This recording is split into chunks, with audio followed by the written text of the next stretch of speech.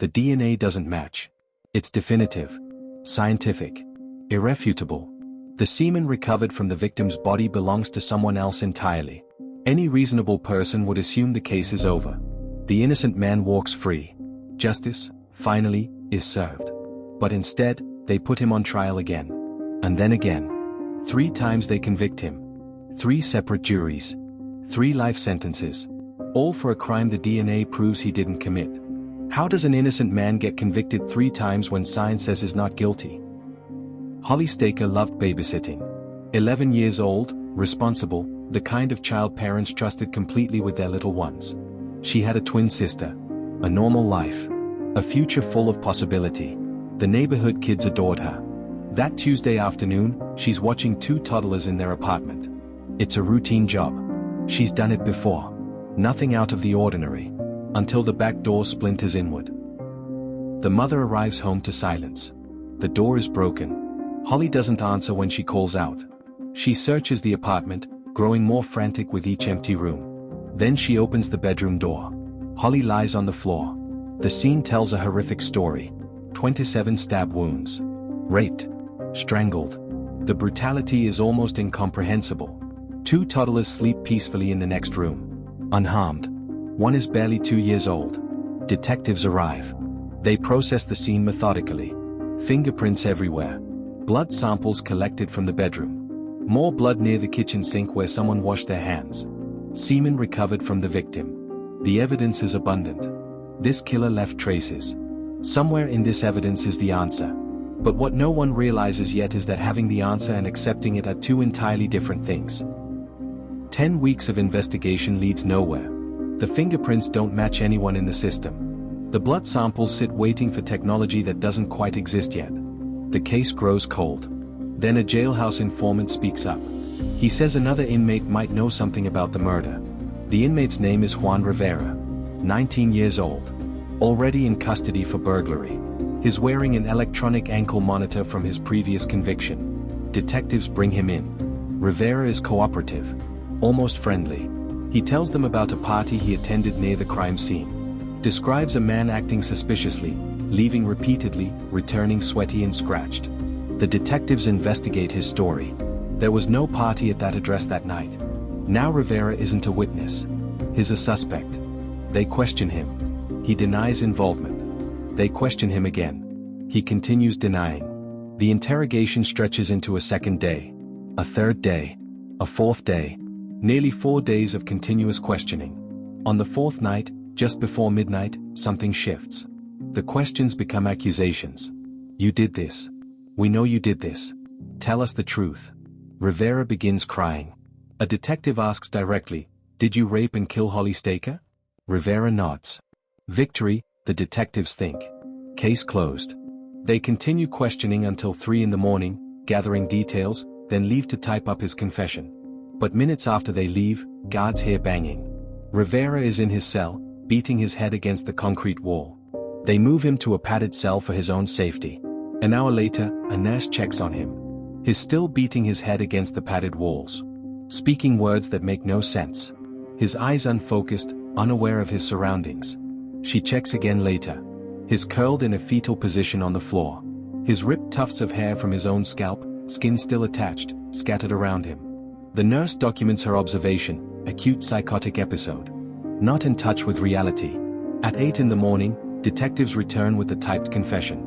They enter the padded cell where Rivera lies in his psychotic state. He signs it.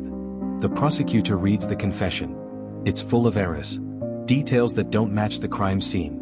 Implausible claims. Information that makes no sense. Go back, the prosecutor tells the detectives. Clear up these inconsistencies. Despite the nurse's documentation of Rivera's mental break, the interrogation resumes at 11:30.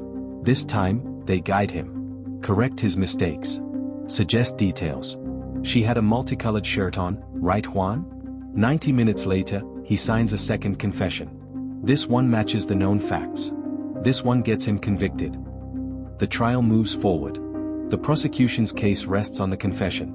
They tell the jury Rivera knew details only the killer would know. The defense argues the confession was coerced. That Rivera was in psychosis when he signed it. That he has a history of mental illness. That none of the physical evidence matches him. The fingerprints aren't his. The blood isn't his. The electronic monitoring records show he never left his house that night. But the jury hears the confession. They hear about the details. What they don't hear is that every accurate detail was already known to police. Already reported in the news. Rivera never provided a single fact that investigators hadn't already discovered. The only new information he offered was false.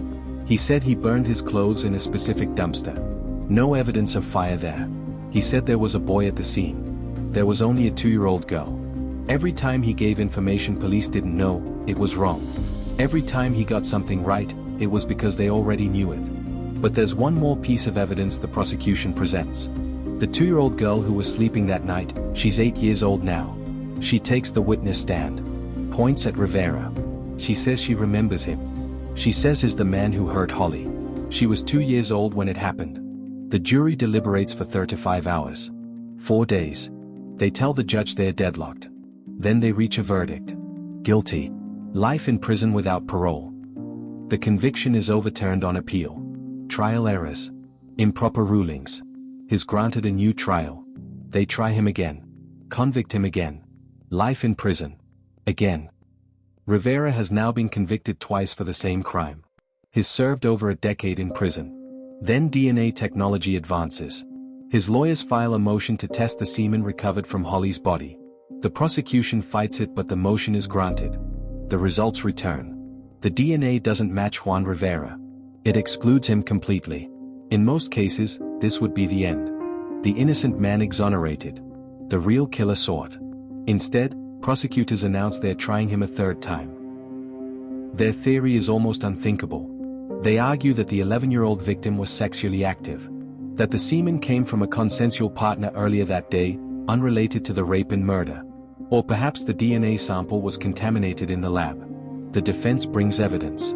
Holly's twin sister testifies that Holly was not sexually active. Tests on Holly's underwear show no traces of sperm. If she'd had intercourse before the attack, there would be evidence on her undergarments. There is none. Forensic experts testify that contamination would have been detected. That only one male DNA profile exists. That the semen was deposited shortly before death.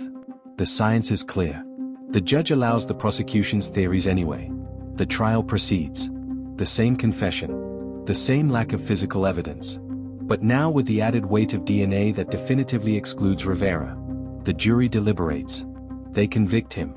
For the 3rd time. Life in prison. He's already served 17 years for a crime he didn't commit. Consider what must happen inside a system for this to occur. What drives a prosecutor to argue that an 11-year-old was sexually active hours before her murder rather than admit the wrong man sits in prison? One prosecutor involved in this case tells a reporter, "The taxpayers don't pay us for intellectual curiosity. They pay us to get convictions. Not justice. Convictions." Rivera's attorneys appeal the 3rd conviction. They argue the evidence is fundamentally insufficient. That the confession was coerced from a man in psychosis. That Rivera was denied his right to defend himself. The appellate court reviews the case. In their decision, the language is devastating. Justice Susan Hutchinson writes that the prosecution's theories are highly improbable and distort the evidence to an absurd degree. The court states that Rivera has suffered the nightmare of wrongful incarceration. The evidence, even when viewed in the light most favorable to the prosecution, is insufficient for any rational person to conclude guilt beyond reasonable doubt. The appellate court doesn't just overturn the conviction. It bars prosecutors from ever trying Rivera again. Double jeopardy. The state had its chances. 3 of them. All based on insufficient evidence. No more trials. Rivera walks out of prison. He's 39 years old. He entered at 19. 20 years stolen. He missed his grandmother's funeral. His mother's kidney transplant. Birthdays. Weddings. The entire landscape of life. The state's attorney doesn't appeal. The case is over. Rivera is free. But the questions aren't answered. Investigators discover something in the case files. A pair of gym shoes police claimed Rivera wore during the murder. Void high tops with Holly's blood on them. The only physical evidence linking Rivera to the crime. The prosecution never introduced them at trial. The defense investigates why.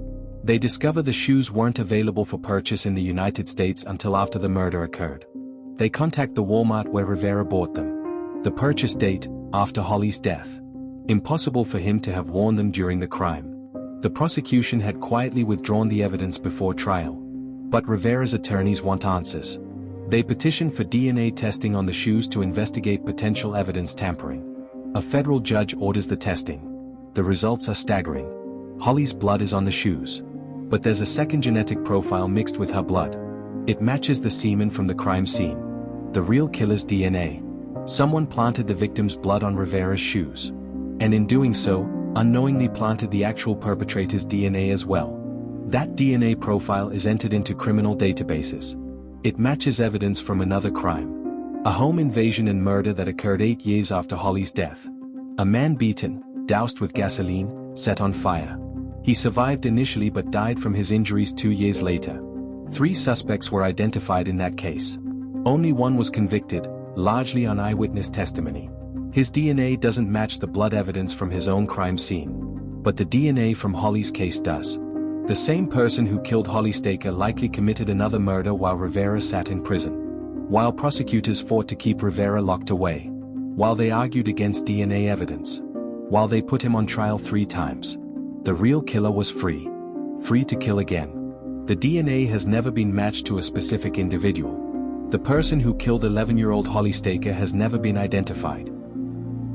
Rivera receives a $20 million settlement from Lake County and the city of Waukegan. At the time, the largest wrongful conviction settlement in United States history.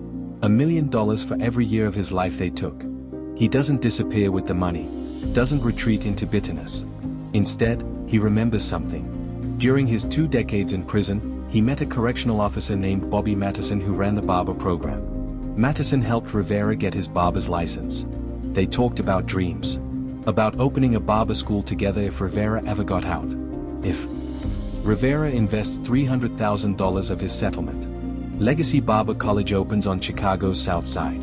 It offers training to people caught up in the justice system. People with criminal records. People who need a second chance.